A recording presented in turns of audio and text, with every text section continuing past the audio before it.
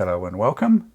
I've got a machine in for service today. Sorry about the condition here, just needs a little bit of clean on the case there. But today we've got the Singer 631G, made in Germany. So yep, hello to all my German viewers. Today I've just got a little problem with this machine where apparently there's power to the machine. Apparently the bulb works, but there's no power to the machine. Well, nothing happens when the foot controller's activated.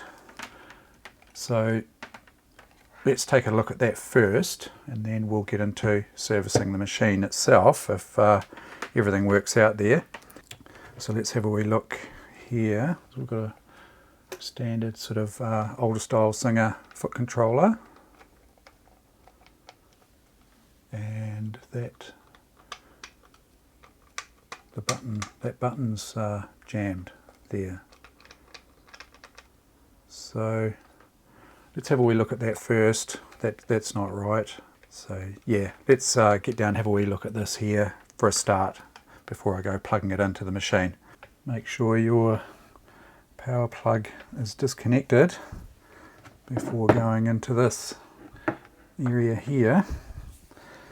It's a shock hazard. So start just by getting these 4 screws out here, just a flat-headed screwdriver there, and see what we've got. Should be able to gently lift this out.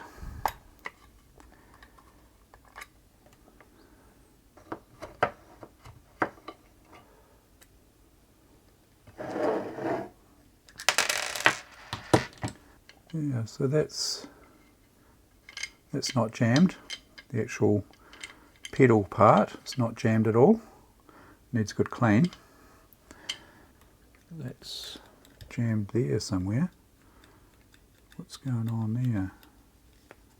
Ah, okay. Yeah, see this plate here is swung out of position. But I suspect that this nut here has loosened off, and that nut screws onto a threaded shaft, heads through here out to this screw here, which holds this plate in here. And I think that if I line that plate up there, yep, that's working there now. It had just twisted around and was jamming on the porcelain here. So I think if we tighten that nut up here, that should pull this in slightly here, just to stop that from dropping or spinning around there. So yeah, I've got an 8mm spanner here for the nut there, and then we should be able to just tighten this here, just to bring that plate there back in. Screw that up. Stops that plate from coming back out there. And that's probably about right there. No chance of that plate coming back out there.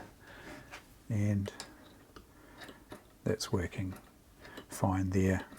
Well, it's actuating, put it that way. It's sliding now, which is something, and the terminals here, they look fine. Just get the old toothbrush onto that, get that a wee dust off there. Just make sure that this linkage here pops back down into there's a little hinge here. Actually, I might grease that. Give that a bit of a clean up there. Just collects dust and whatnot being down on the floor. Right, give this a clean up here. Old grease on it there. I won't get extremely fussy with it. I don't think it's really necessary to get extremely fussy with it. I mean, if you really wanted to, you could, put both of these parts into dishwashing liquid, soapy water, and give them a really good clean. I'm not going to go that far with it today. Let's give these parts a little bit of grease here. It doesn't need much.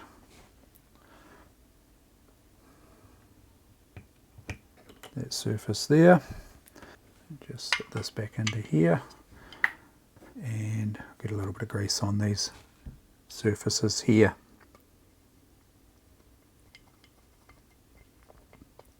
Doesn't need a lot. Like so. We can put this back together and see what we get.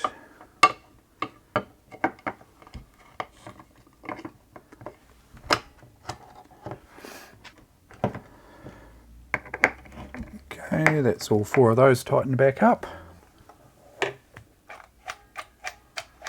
Okay, that's looking good there now. Let's just connect this up here. I assume that was the cause of the problem. I mean, there could be other issues here. Could be loose wires or something else going on here. Okay, we don't have any light. There's a light switch on the top here. We don't have any light. We've got power though. That's good. Oh, she's a bit noisy. I think it's in need of a service.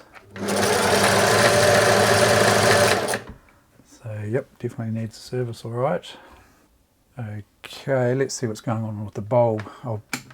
Let's have a look here. There's the bulb holder here. Oh, yep. Oh, there's no bulb in it, so okay, that's that's not going to help, is it? Let's put another bulb in. Just a bayonet style bulb there. Okay, let's see what we've got there. Yep, there we go. Bulb all fixed there. There is the on-off switch for the bulb. Yeah, that's just a switch for the bulb only, not the machine. Okay, done. It's in desperate need of a service. I'll disconnect the power there and let's have a wee look at this here. Let's start by taking this flatbed attachment off here. Just a little button around just inside the arm here. That one there. And we'll have a good close look at this later, but there's all sorts of goodies in here. Different cams and spare bobbins, bits and pieces. Alright. Oh, we've got a problem here. The door's actually broken. The hinge is actually broken there. So you can see there that it's just holding on by the bottom hinge here, and just the clasp at the top there is just sort of holding it in position there. But yeah, that you can see that top hinge is broken there. That's a shame, but that'll be okay. Let's remove that. Little threading diagram on the inside of the faceplate there, pretty handy. To remove the top cover here, just swing the panel open here. Remove this one screw here.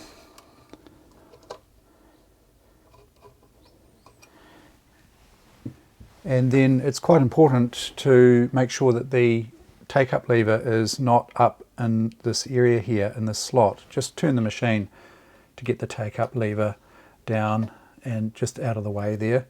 You would normally just swing open the faceplate here, but because this one's got a broken top hinge there, I'll just remove that. You don't normally need to remove that faceplate. It'll just hang there open, and then you lift the right hand side of the lid and just push it to the left there and lift it off. On the inside of the cover there, you can see you've got a straight stitch in the middle there. You set the controls to KA3, that's these controls here.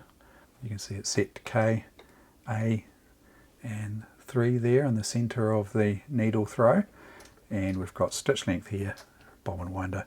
I won't go into too much detail about the usage of the machine.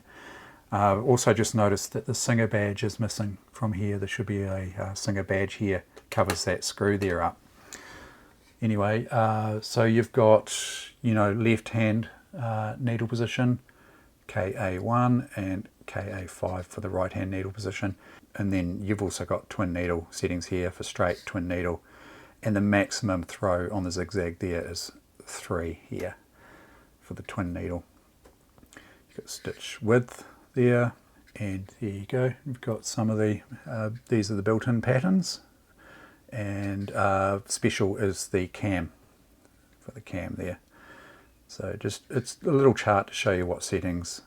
Let's just get this front panel here off. So normally you would pull the little label, there's a little label missing here, a little badge, Singer badge. You'd normally just pull that straight off, pops off. And then you just pull these knobs here straight off. They need a little bit of force, but not huge amounts.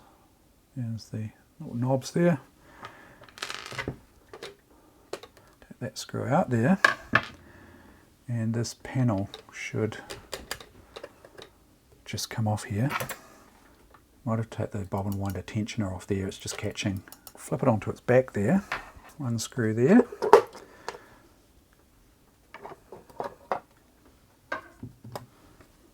And this free arm cover here, one screw there. Nice and easy. Oh yeah, needs a bit of a clean, bit of dust bunnies there. This screw here is the little bobbin winder tensioner there that just needs to come out temporarily, just so I can get that front panel off there.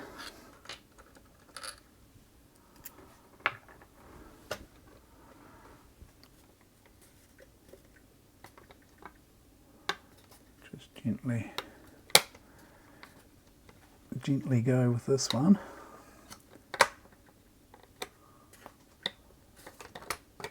There we go. Just watch when you've got that bottom arm cover plate off there. The little leg is attached to it, so the machine tends to want to sort of fall over there. Take the presser foot off there, and the throat plate is just magnetized onto the machine there, just nice and easy to get off. And then should be able to just slide this plate forward and slide it off its little spring retainer there. Bobbin, remove the bobbin there, and I'll just show you how to get the bobbin case out, just for servicing in there. So you just pull this latch up, so that latch just comes up like that, and you slide it to the right, and that allows your bobbin case to come out there like that. So I'll go and give this machine a good blowout with the air compressor, get rid of all the dust and the lint and bits and pieces here, give it a wee clean up mechanically anyway, and then come back and we'll lubricate the machine and put it back together. Just a couple of notes on cleaning a sewing machine, the working parts of a sewing machine, getting rid of all the dust and the lint and whatnot, is I've heard people say, you should never use an air compressor or canned air, because it can blow the dust and lint and whatnot back down into the machine. And that's true if you're not doing things like taking these covers here off. So if I left that on and I blew compressed air down into here, the lint and all the gunk would just end up in the bottom of this here and sort of still floating around and possibly get caught back up into the working parts there. So yeah, that's definitely not a good idea to use compressed air if you're not going to give the machine a full service and take the covers off. If you do take all the covers off like I have done here, it exposes all of the working parts, and therefore blowing compressed air down into here, it's just going to blow all the lint and gunk out of the bottom of the machine. So, you know, no worries with using compressed air if you do it that way. As part of the apprenticeship I did for the industrial side of sewing machine maintenance and repair, compressed air was the default standard for cleaning machinery out. So, you know, there's certainly nothing wrong with using compressed air. Okay, I'll come back when that's cleaned up. It's a lot cleaner there now. What the compressed air doesn't really do is it doesn't sort of clean off, you know, like sort of this greasy deposit here. It blows all the loose dust away. Yeah, it doesn't really deal with any of this sort of grease. You really have to get in there with a rag. I'm not going to worry too much about that grease in there. If you're going to get really fussy with the machine and it was you wanted it immaculate for your own use, you might want to go and clean all of this in here. For a general service, just for general use, I wouldn't get too carried away. You know, anything you can easily get to obviously is worth cleaning. See, someone's put grease on these shafts here. I don't think those shafts there really need greasing. I would oil those shafts. They're you know, these selector shafts here for the controls. The other thing I noticed is I think this little control here, that might be bent. It looks a little bit bent up there, so I'll just gently give that a wee tweak. Yeah, see it's sort of splayed up there. Yeah, it's looking better, but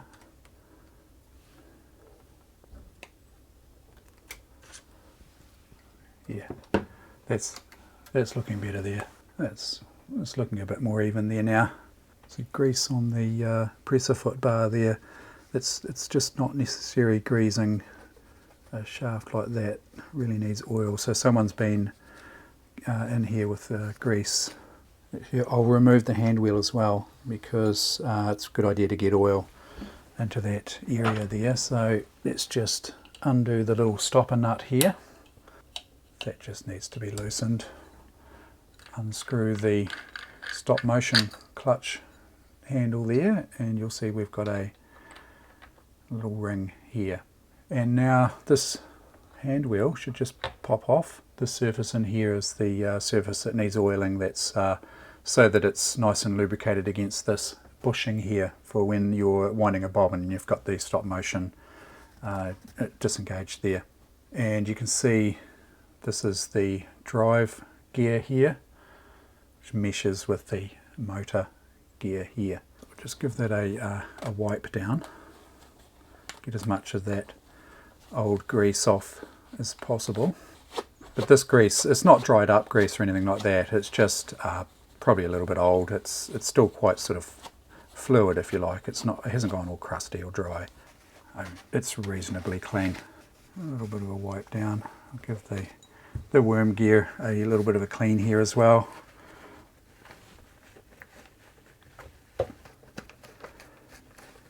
Yeah, that's not too bad. Just put a very small amount of new grease on here.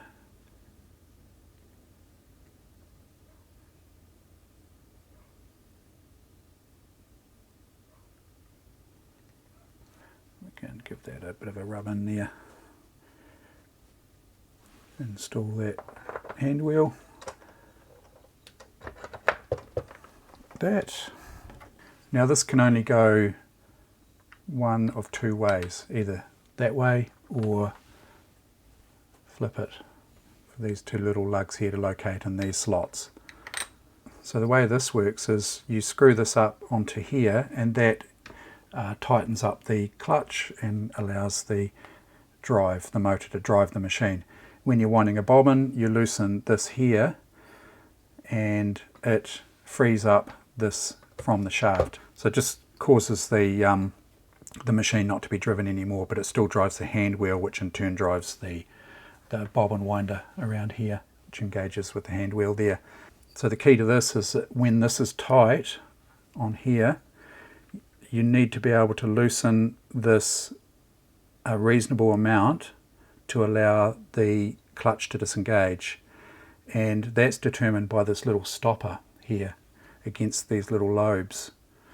So what I tend to do is I tighten these up like that, and I bring that up to the 12 o'clock position there, and then I take this off whilst holding the hand wheel in position, and you can see where the lobe will be. So the lobe will be just to the left of this lobe here. It'll be sitting, that little pin will be sitting about here, which is fine because you know, you don't want it any tighter than what it was because it was already tightened up against here. But when you loosen this knob here, the little pin will just come back and stop here on this lobe, and that is enough to just allow you know, the release of the mechanism there.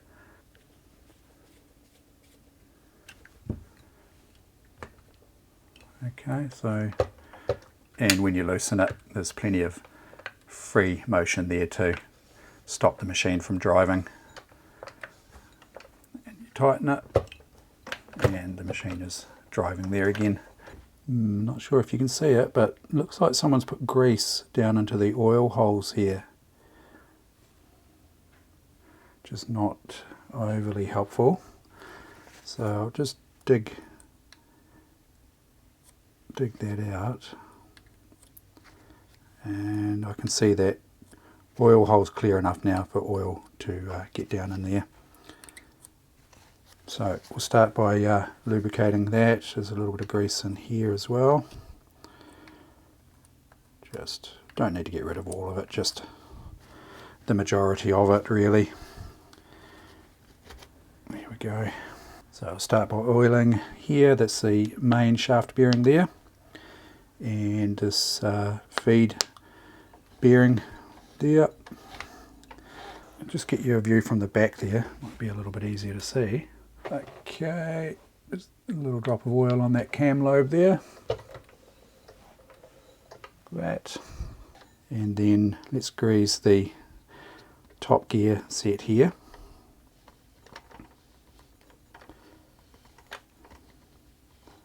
I just put the grease on the gear and I let the meshing of the gears sort of distribute it evenly there. Don't need too much there.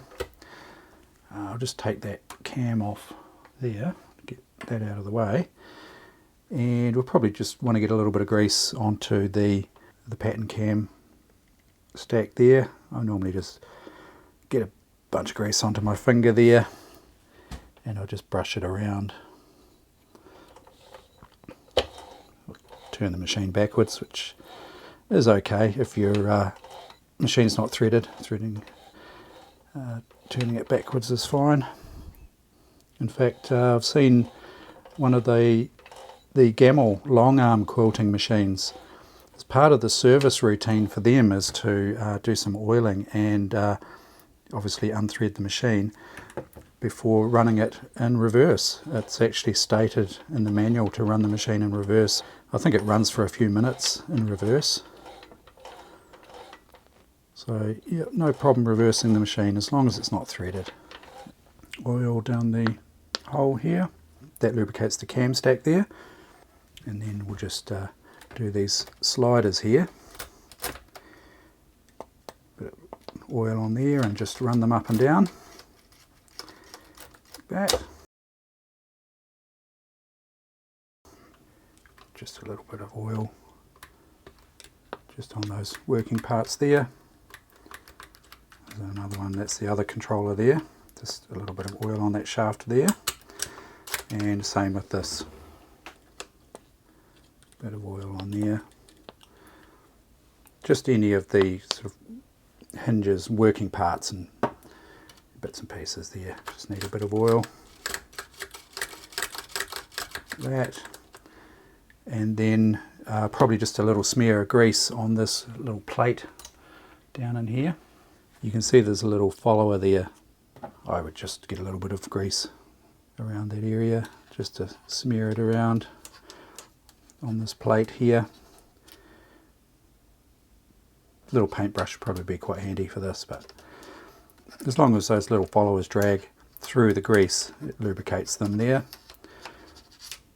And there's one on the other side, and a little follower there. You don't really need that much grease, just enough to coat the surface really.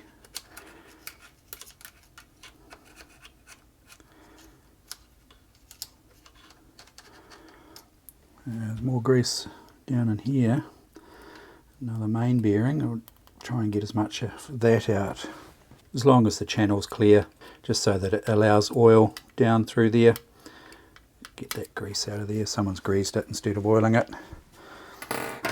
Okay, so oil there for that bearing.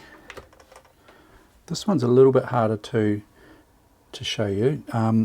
That's the worm drive gear for the cam stack there on the main shaft.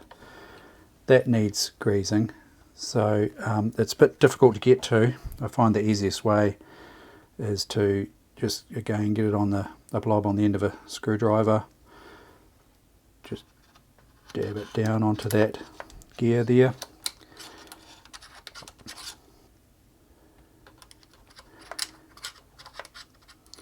And then that's just distributing the grease along that worm gear. You know, as I say, it's not huge amounts required there. Okay, now for the needle bar end, just oil here, so lower needle bar bearing and the upper needle bar bearing in there. Pressure bar, lower bearing. There's only one bearing on there. It's a big chunky bearing, so there's no top bearing up here. We've got the zigzag mechanism. There's a little oil hole just here. And we also want to get to the take-up mechanisms here. So we've got that main needle bar drive there.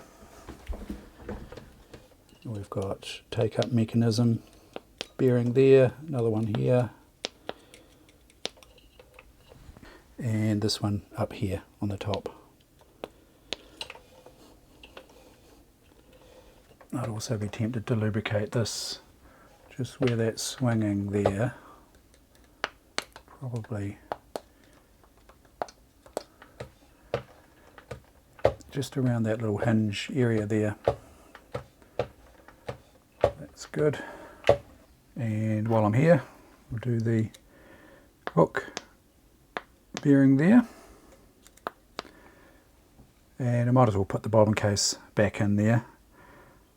That's looking in pretty good condition. A little bit of gunk, a bit of fluff down in here. Can't have any fluff. Just give that a clean out there. Looking pretty good there.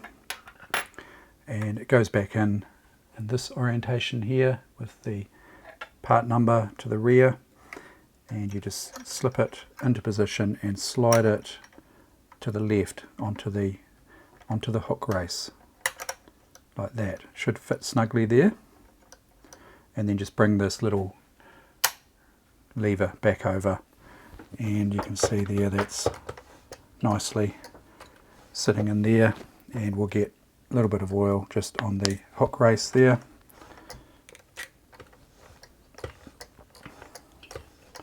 I don't think these are oil holes. I think they are for attaching attachments. There is an oil hole here, one there, and there's another one here. Yeah, I'd be tempted to just put a little bit of oil on these sliders here. You know, there's no harm in doing that. It's just going to lightly lubricate those. Gravity will just drag it down in here, just where the tip of my fingernail is there. That is a little slider for the stitch length there. So that needs to be done there. Just oil on there. There's a slider there you might be able to see moving back and forward there. That needs lubricating. Just a little bit of oil. Should probably do the bobbin winder. You do need to be quite careful when oiling bobbin winders though, because any excess oil can get out onto the bobbin winder rubber and cause it to slip. So I just really put just the finest amount of oil on the bobbin winder there, on that shaft. Tip the machine onto its back there. Rightio, and we've got some more. This is the bottom end of the motor here, and we've got a couple of cranks here, one there. Do the hinges here, either side. There's another crank here, there's a hinge there, and this bearing, the lower shaft bearing there. There's another bearing here I do as well, and we'll get a bit of grease onto this here.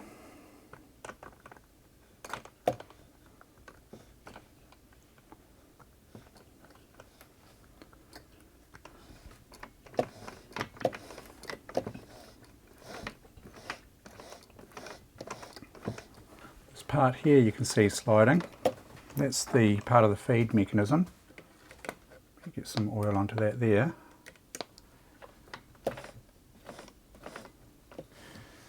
And the other side of this hinge here, and just get some oil into this area here. Just see if I can get you a better view there, just down in here. I think it's probably a good idea to put oil either side of this, just down in there. Just oil this bearing here. I've just seen also some thread caught around this bearing, this gear here. Should be able to hopefully pick that out. Is that? Oh no, it's actually, I just saw a little end of thread sticking out there, but I think it's actually just old grease. The helper has arrived. Not sure about being much help. Anyway, rightio. So this one here needs greasing here.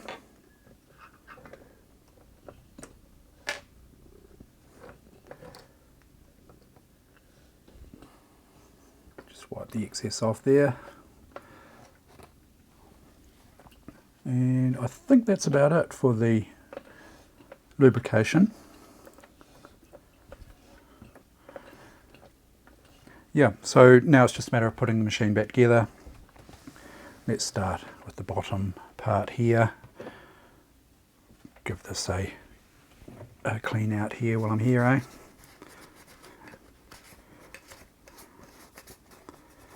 It's a nice chunk of aluminium there, or aluminum. Okay, let's just get that screw there done up. I haven't actually tested the machine. I mean, normally when I'm doing a service I'd test the machine first, so that while I've got all the covers off I can rectify any issues. I'll come back to the bottom cover because I need to get the front panel on there.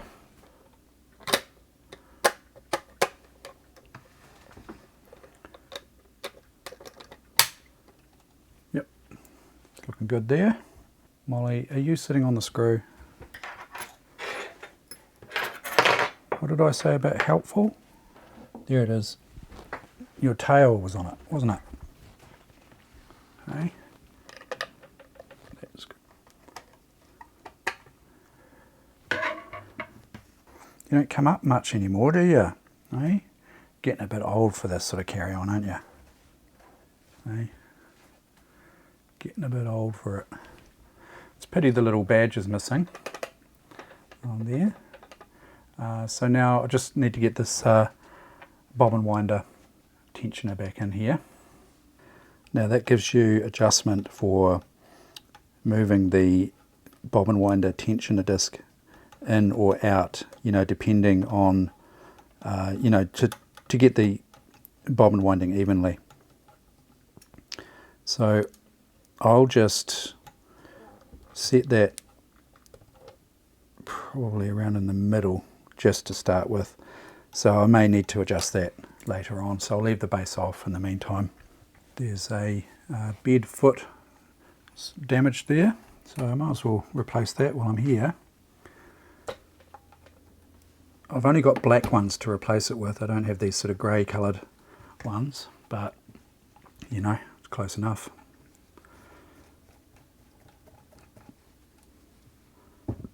New bed foot here. There we go. Oi. Oh, come on.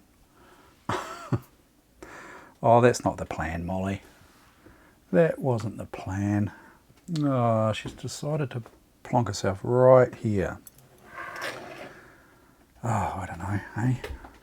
Right, let's see if we can work around the cat here. Knob's going back on here. One there. And one there. Might as well put the cam back in. Made in France. So the motor's more than likely made in France. I think the last machine I did, the Futura, the motor was made in France, and I assume the motor was made in France for this one. I'm pretty sure the 700 series machine motors are made in France as well, and the little cams here made in France as well. So yeah, it's interesting. It's the little diamond shape there. So that just locates, the hole here locates onto this pin here and just literally sits straight on there like that. So normally I would put this faceplate on before I put the lid on, but because of that broken hinge, as you can see there, I'll put that on after I put the lid on, because otherwise it'll just fall off, and because I'm relying on the lid having this little clamp. Put the lid on here. There's a little hook here, slides over this part here. Just make sure the take-up lever's out of the way there. Just place the take-up lever in the down position, and then set the lid on, slide it to the right. Sometimes it's a little bit awkward. Here we go. And then we just put the main screw, lid screw there in. That, and now I can sit this faceplate on and clip it back into place, and it holds there okay. And we can put the plate back on. That just literally sits on there and just gets pulled down by the magnets nicely like that. You can actually screw the screw in slightly and then just flip this foot around. Sometimes get away with it. There we go. Tighten that up there. The slide plate we can just put back on by sliding it backwards onto the little spring runners there.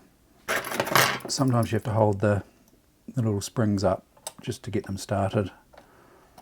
There we go. Push that back like that. There we go. Brand new needle. Just takes a universal needle here. Putting in a size 80. There we go. Pretty much all set to go. I might just have to move the cap and we'll get into a sew test here. Okay, I've tested the bobbin winder there and it's winding evenly, so I don't need to adjust the bobbin winder tensioner there. Let's put the bottom cover back on here. So we're nearly ready for a test run here. Let's first of all have a wee listen and see how much quieter the machine is now that it's been serviced.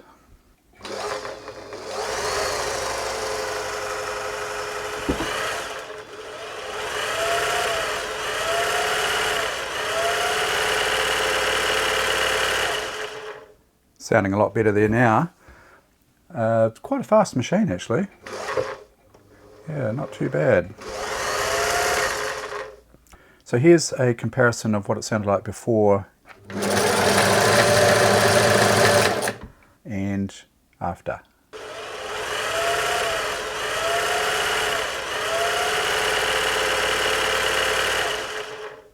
let's go ahead and thread her up here.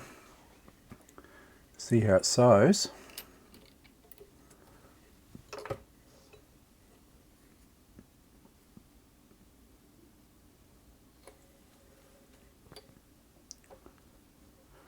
Fairly easy to thread.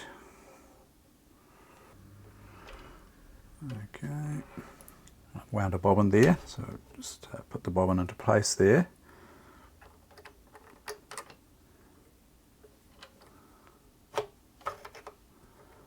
That, pick up the bobbin thread.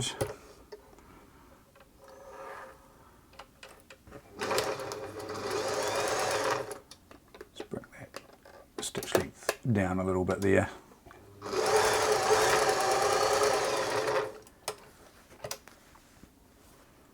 Oh, it's looking good there. I'll get you in for a closer look in a second.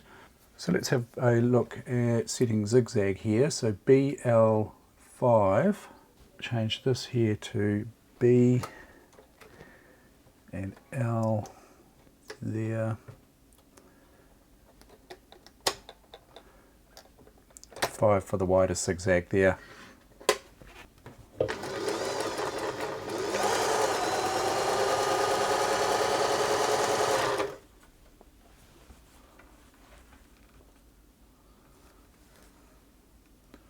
Yeah, it's not looking too bad.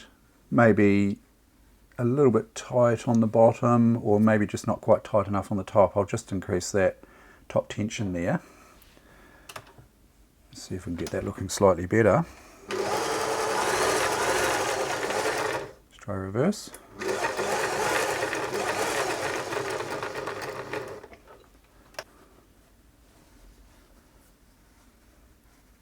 Yeah, it's looking pretty good there. Okay, let's try one of the fancy stitches here.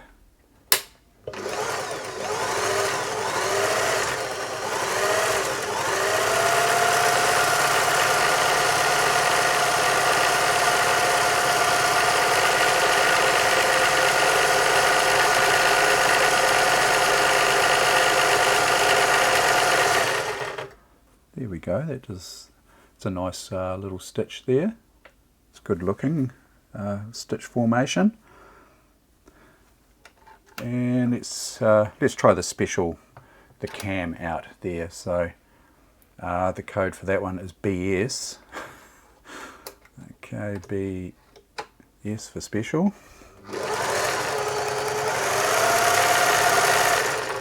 Let's go for a wider stitch.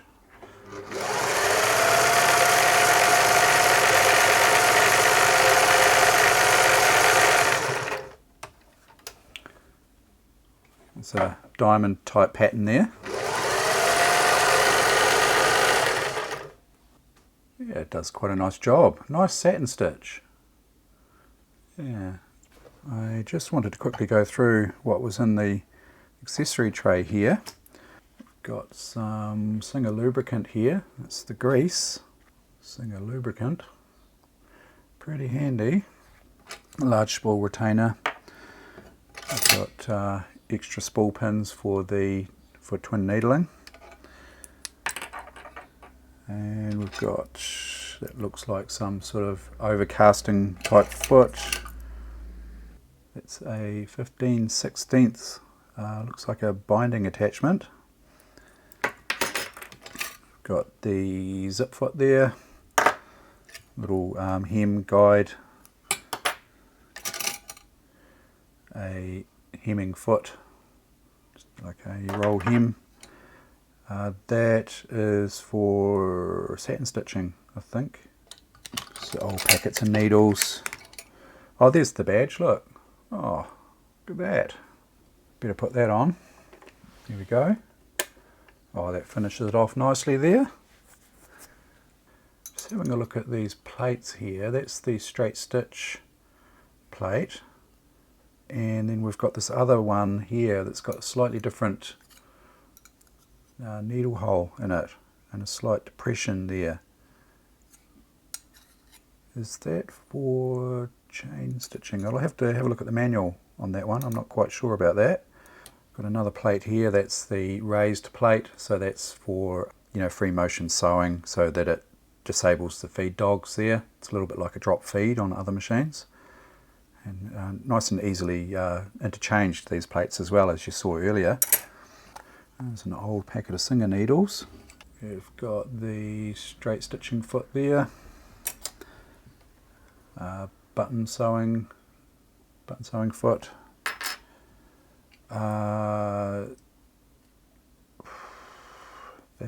Trying to remember how to use that. Some sort of marking device, is it? I can't quite remember now. Might have to have a look in the manual for that one as well. Little screwdriver and just some non-original Singer parts. Little threader, that's an original Singer. Little Singer threader there, needle threader. And that's how we look at the cams. We've got that style there, like a scallop, like a trapezoid type design.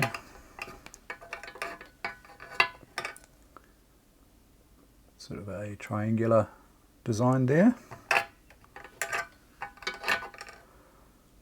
And like a, I don't know, what would you call that?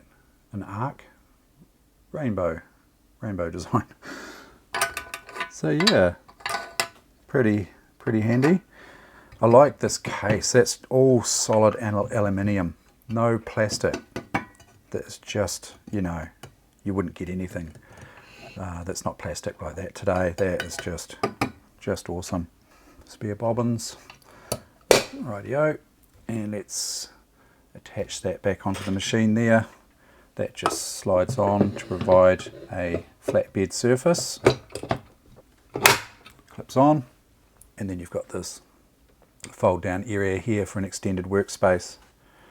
Quite nice. Right. I had a look in the manual and just thought I'd quickly explain what these are. This is for chain stitching. This goes in place of the bobbin under here, and works in with this plate here to allow chain stitching. You also have to change the threading of the machine. Basically, you just come in through this loop here. I'll do a separate video on that actually, just quickly showing the chain stitching function. So yeah, keep an eye out for that. So there we go, all serviced and ready to go. I didn't come across any major issues there. So that's about it for this one. And I'd like to say a very special thank you to my patrons on Patreon. Thank you for your support there. If you'd like to help support the channel, please take a look at patreon.com/sewing machines. And of course, thank you very much for watching.